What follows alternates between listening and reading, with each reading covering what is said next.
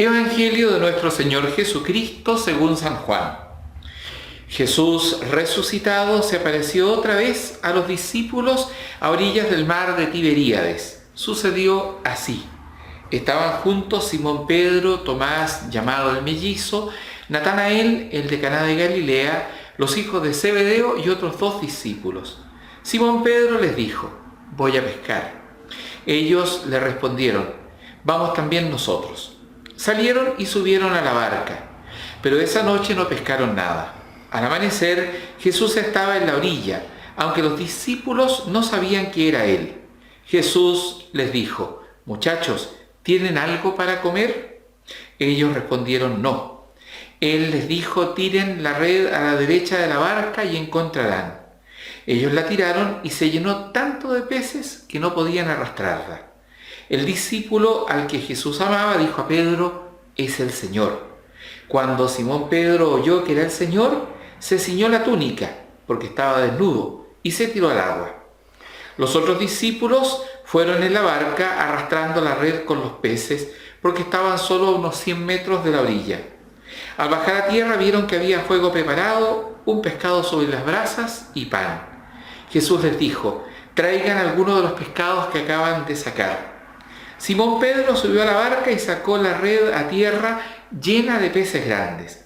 Eran 153, y a pesar de ser tantos, la red no se rompió. Jesús les dijo: vengan a comer. Ninguno de los discípulos se atrevía a preguntarle: ¿quién eres?, porque sabían que era el Señor. Jesús se acercó, tomó el pan y se lo dio, e hizo lo mismo con el pescado. Esta fue la tercera vez que Jesús resucitado se apareció a sus discípulos. Palabra del Señor. El Evangelio según San Juan parece terminar en el capítulo 20. En los versículos 30 y 31 del capítulo 20 que escuchábamos en el Evangelio de la semana pasada, se nos dice que esos signos que están registrados en el libro son los precisos para creer en Jesús y para, creyendo, tener vida. El Evangelio termina con esos versículos indicando esta economía de la revelación. Aquí se ha dicho lo necesario. Y sin embargo, el Evangelio nos sorprende porque hay un capítulo 21. Y uno dice: ¿por qué? Uno podría preguntarse: ¿por qué este relato de la aparición de Jesús a los discípulos a orillas del mar de Galilea, tal como al principio? Si en el capítulo 20 Jesús se ha aparecido a los discípulos que están reunidos a puertas cerradas, por temor a los judíos, les ha insuflado su espíritu, los ha enviado, se ha aparecido a Tomás también para alabar la fe de aquellos que creerán sin haber visto. ¿Por qué entonces esta suerte de vuelta atrás?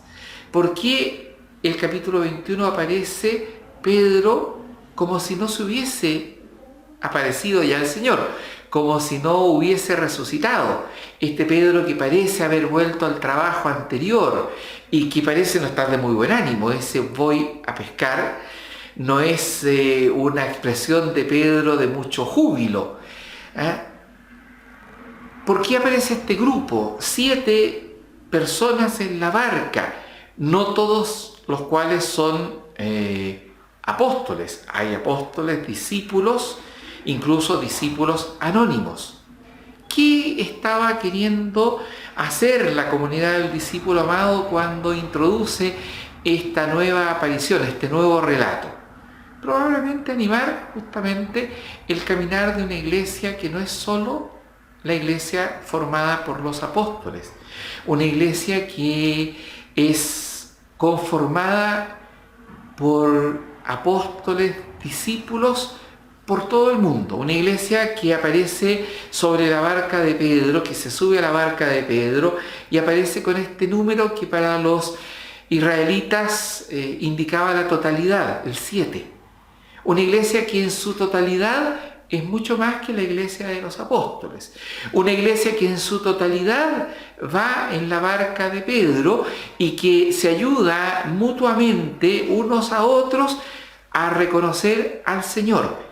Es el discípulo al que Jesús amaba. Quien reconoce al Señor no es Pedro, pero es Pedro quien baja, quien se lanza al agua para ir al encuentro del Señor. Son todos los que van en la barca los que ayudan a arrastrar la red a tierra, que pesa tanto que necesita el esfuerzo de todos.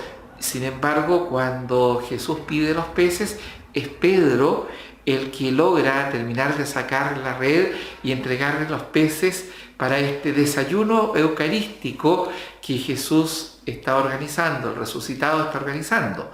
Es esta iglesia que está en medio del mar y que está enviada a todos los pueblos.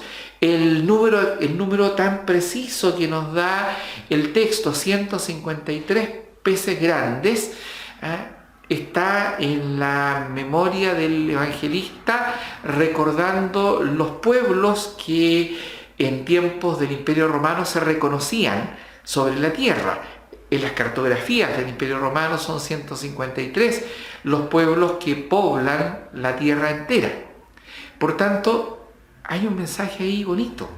Hay un mensaje que tiene que ver con la sinodalidad de la que hemos estado reflexionando en este tiempo. Esta iglesia que es más que la jerarquía, esta iglesia que se extiende en todos sus estamentos, esta iglesia que en este caso navega junta, no solo camina junta, sino que navega junta y que se ayuda en este navegar. Esta iglesia que reconoce en su diversidad a Pedro como su cabeza y reconoce al Señor en el signo eucarístico. Esta iglesia que tiene que saber que en medio de los vendavales del tiempo, que en medio del mar en donde está puesta, va a encontrar un buen resultado para su caminar. Va a poder llegar y lanzar la red de la buena noticia del resucitado sobre todos los pueblos, para que al final podamos todos sentarnos con el Señor a celebrar esta resurrección que nos abarca a todos.